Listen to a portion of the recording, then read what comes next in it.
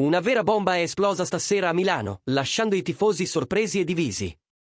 E sì, siamo tornati con un altro aggiornamento caldo sul futuro del nostro club. Come sempre, la nostra missione è quella di fornire le notizie più rilevanti direttamente dal dietro le quinte del Milan, con credibilità e rapidità. Quindi mettete subito un like, attivate la campana e iscrivetevi al canale, perché quello che sta per succedere potrebbe segnare la fine di un capitolo inaspettato nella rosa rossonera. Yunus Musa, il centrocampista americano arrivato al Milan con grandi aspettative, è sempre più vicino a lasciare San Siro. Secondo la stampa italiana, la dirigenza ha già fissato un prezzo per liberarlo e i club della Premier League si stanno muovendo rapidamente.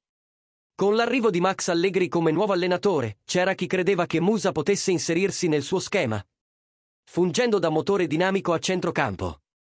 Ma a quanto pare, la decisione è già stata presa. Il Milan è disposto a negoziare il giocatore per una cifra compresa tra i 20 e i 25 milioni di euro. L'interesse non è una novità. Club inglesi come il Nottingham Forest stavano già monitorando la situazione dell'atleta da mesi, vedendo in Musa un profilo fisico ed energico ideale per il ritmo della Premier League. E ora, secondo il giornalista Luca Bianchin, anche i Wolves sono entrati in gioco. Il club di Wolverhampton vede nell'americano un'opportunità per rafforzare il proprio centrocampo con giovinezza e intensità, e sta già preparando un'offerta per competere con il Forest. Il calciomercato è ancora agli inizi, ma l'interesse è reale e le trattative sono già iniziate. Musa, arrivato al Milan dal Valencia a soli 20 anni, ha ancora margini di crescita, ma non è riuscito ad affermarsi come titolare assoluto nella scorsa stagione.